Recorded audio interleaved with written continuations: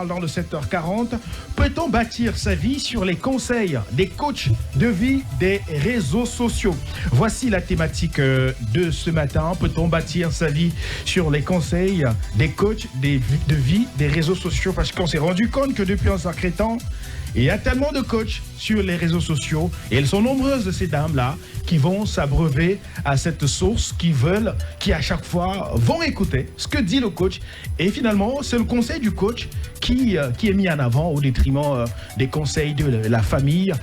Allez, la parole à qui veut la prendre. Peut-on bâtir sa vie sur les conseils des coachs de vie des réseaux sociaux? Alors, moi en ce qui me concerne, je pense que c'est une nouvelle forme de commerce que le digital a permis aux uns et aux autres d'avoir, parce que nous sommes dans un Cameroun et même dans une Afrique où l'accès à l'emploi parfois est compliqué. C'est pas évident d'avoir un travail et vous ferez le constat selon lequel l'activité de coach de vie, c'est beaucoup plus en Afrique. Ok. Les Africains aiment ça. Rarement vous verrez en Europe une dame ou un monsieur s'autoproclamer coach de vie, coach certifié, Maxwell, diplômé de Sorbonne. Vous ne verrez pas ça. Parce qu'ils n'ont pas le temps. Ils sont déjà suffisamment occupés comme ça. Ils pensent à autre chose, développer leur pays, arriver même à créer l'homme s'il le faut. Ils ont même déjà commencé. Mais au Cameroun, en Afrique, on a trouvé en ça une activité rentable parce que mon point de vue, l'Africain est encore frustré et il a besoin qu'on déverrouille un certain nombre de l'approbation des gens. Il a besoin de l'approbation des gens également. Donc au Cameroun, c'est une activité très prisée, code de vie, ça se fait au Cameroun. Ça se valide même par la société. Et si ça se valide par la société et que nos dirigeants ne disent rien, ça veut dire qu'également ils valident. Est-ce qu'on peut vraiment fonder sa vie, développer une vie, un mariage, un foyer avec les conseils des codes de vie? Vous verrez très souvent des codes de vie qui parlent de mariage mais qui ne sont même pas mariés. Des codes de vie qui parlent d'entrepreneuriat mais qui ne sont pas entrepreneurs. Des codes de vie qui parlent de je sais pas trop quoi, de religion, qui disent, même j'ai vu la semaine dernière un autre qui passait son temps à donner des conseils sur comment faire une libation dans le monde spirituel et tout ça. Mais tu sens que d'où, papa? Donc vous voyez des personnes qui ne sont pas expérimentées, qui s'autoproclament coach, mais qui n'ont pas un parcours, qui n'ont pas un background. Parfois, ils parlent de tout. Qu'on ne peut pas tracer. Ces personnes-là apparaissent subrepticement sur les réseaux sociaux. On ne sait pas d'où elles viennent, mais vous voyez, à peine elles apparaissent en votre moteur de recherche, coach à Tangana, Grégoire Magloire, je dis ça pour un homme, hein. Il a combien? Il a 200 000 abonnés. Déjà, hein? Vous l'avez jamais entendu parler de lui. Il a 200 000 abonnés. Vous savez pas où il prend ses followers. Vous êtes dépassé. On peut avoir des followers fake. Fake également, oui, ça c'est vrai. On peut avoir des followers fake. Et c'est avec ça qu'ils amadouillent les gens aujourd'hui. Cette dame-là également, pour parler des femmes qui aujourd'hui sèment la terreur dans les ménages parce qu'on a des jeunes filles aujourd'hui qui écoutent religieusement, qui suivent à la lettre religieusement tout ce qu'elles prennent des coachs de vie et viennent expérimenter ça dans leur couple, dans leur vie de foyer. Ça devient un sacré tonnerre. Allez, Maggie et Cécile, est-ce qu'on n'avait pas le sentiment que pour vous les femmes, les coachs de vie ont beaucoup plus de l'influence dans vos vies? Pour les femmes. Ça va dépendre. Hein. Si on a affaire à une coach de vie femme, Okay. on va plutôt se baser sur son luxe, sur son mode de vie pour pouvoir copier son exemple sans toutefois savoir comment elle le fait. Okay.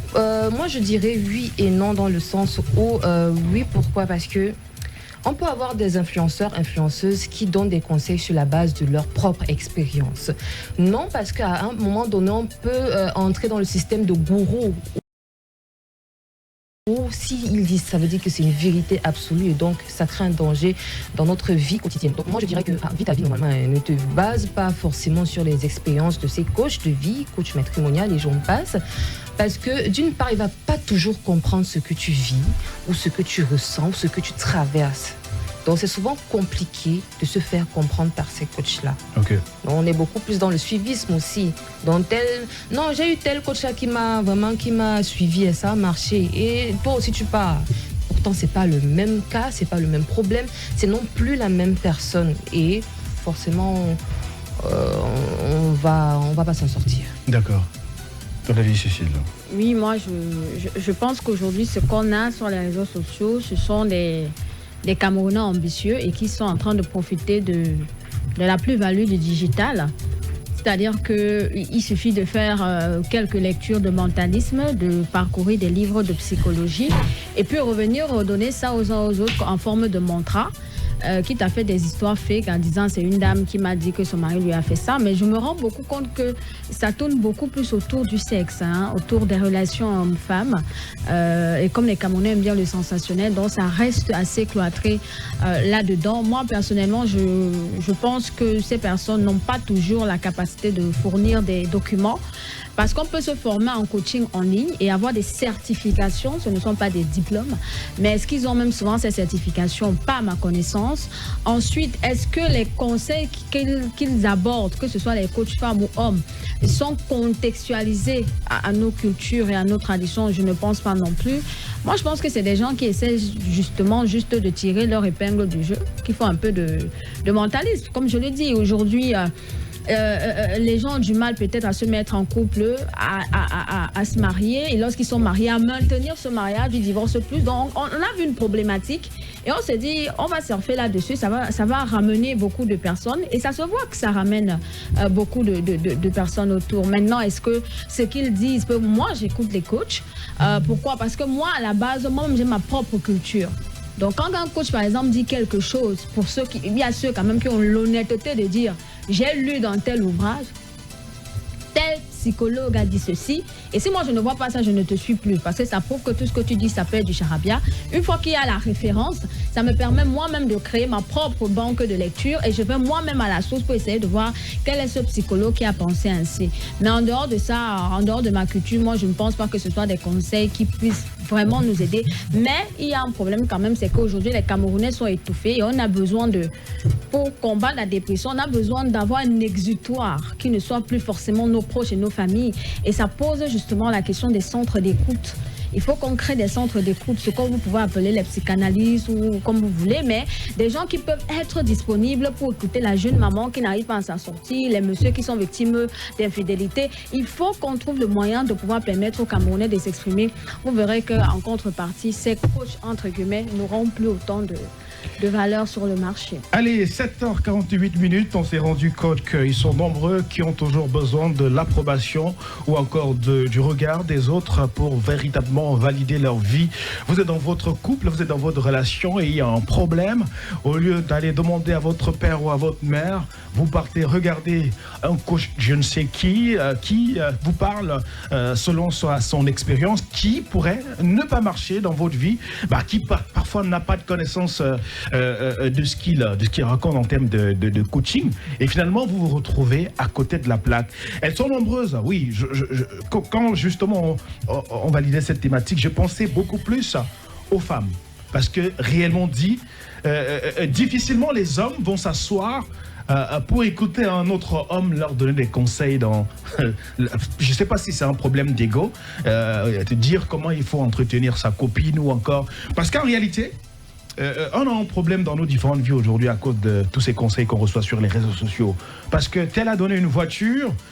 et que toi, tu ne parviens pas à donner une voiture à ta femme, ça pose un réel problème. On l'amène lors de son anniversaire, on l'amène aux Zanzibar, et que tu n'as pas la possibilité de l'amener même ici à Kribi, ça pose un réel problème. Et tout ça, ce sont les influenceurs, ce sont les coachs, c'est ce qu'elles entendent, c'est ce qu'elles écoutent à longueur de journée. Et là, on va prendre également la réaction des auditeurs au 692, 95, 25 et 80. On rappelle la thématique.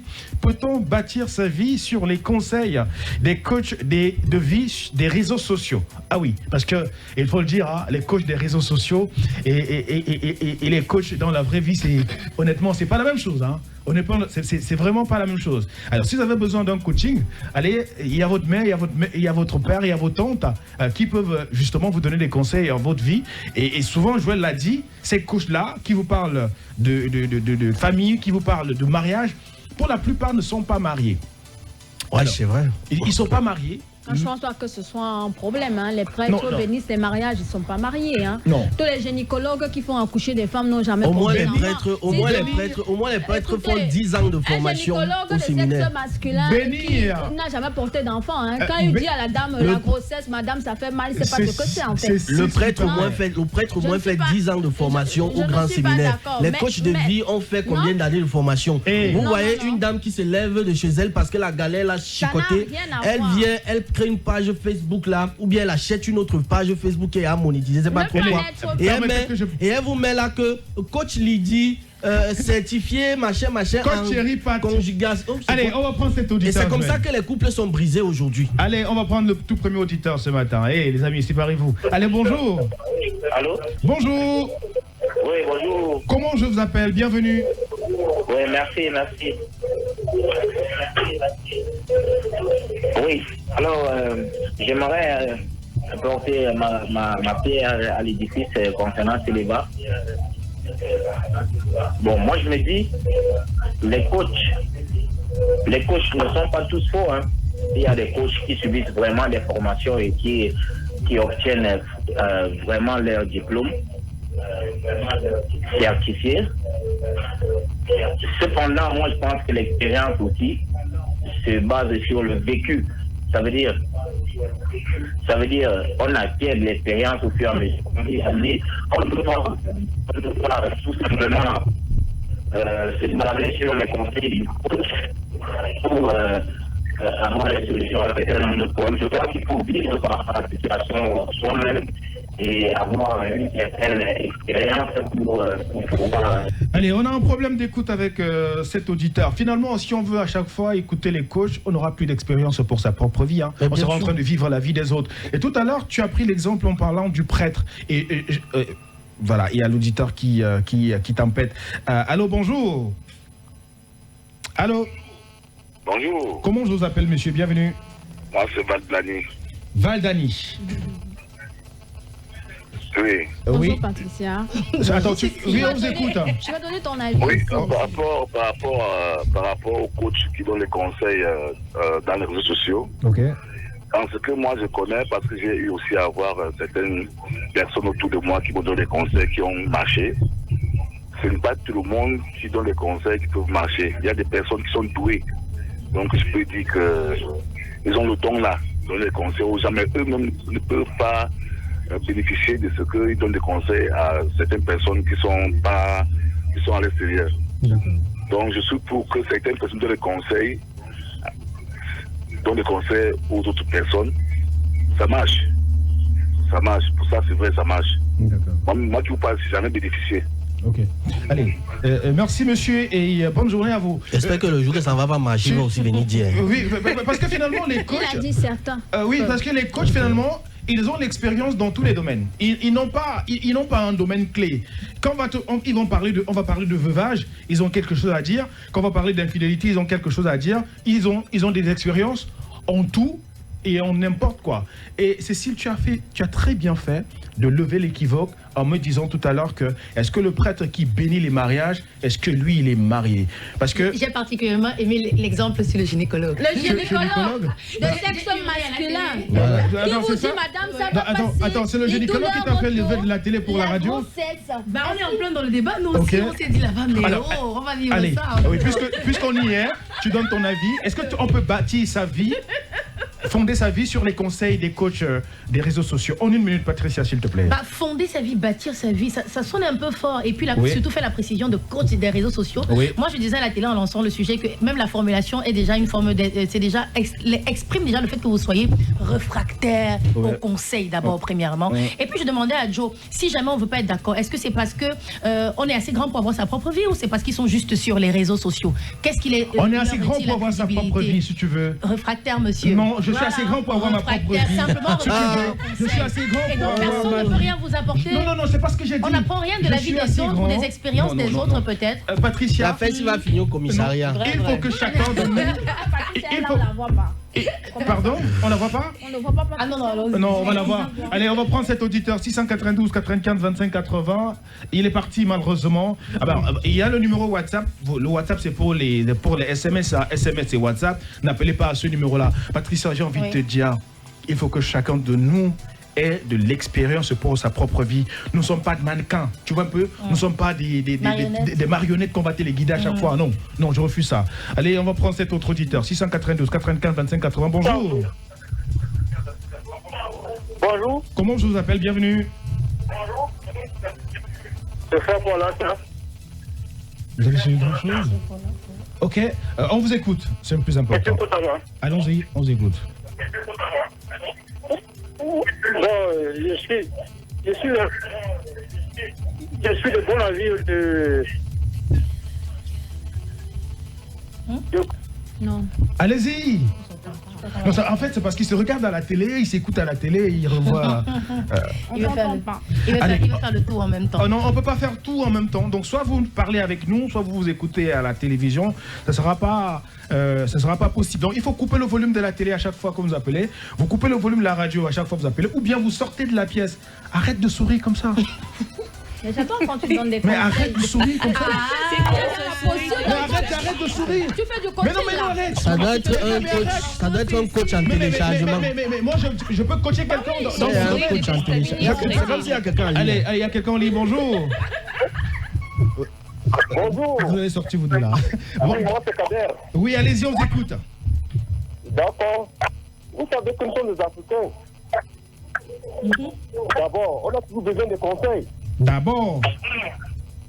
Mais quelque part, vous ne pouvez pas avoir quelqu'un qui n'a pas l'expérience qui veut vous conseiller quelque chose qu'il ne connaît pas. Un exemple. Un homme marié, quelqu'un qui est déjà marié. Vous voyez, c'est un peu bizarre. D'accord. Bon, c'est ton point de vue, hein. Ok. Et bonne journée à vous. Merci pour votre point de vue. Patricia, j'ai envie de te poser une question. Si tu venais à donner des conseils à quelqu'un, comment on fait la télé?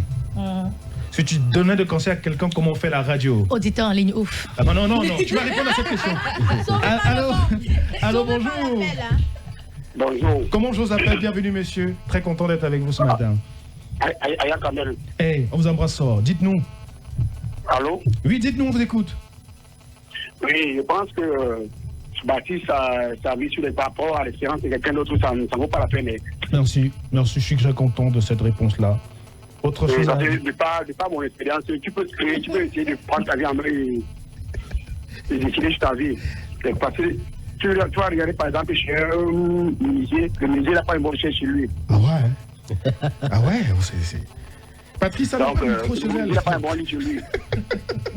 Et merci de votre participation. Patricia n'a pas de micro chez elle. De toute façon, je retourne à la télé, mais je voudrais dire quand même, tu m'as posé la question tout à l'heure. Tu as déjà orienté en fait les réponses, vu comment tu as formulé même le truc. Bâtir sa vie, c'est clair qu'on en prend, on en laisse. D'accord, j'écoute un peu de ce que tu me dis, j'écoute un peu, qui permet d'orienter, mais je ne vais pas forcément bâtir totalement ma vie dessus. Ah, ok. Pas totalement, mais j'écoute quand même. Tu permets que je prenne mon auditeur? Tu permets? Va à la télé. Va à la télé. Allô, bonjour.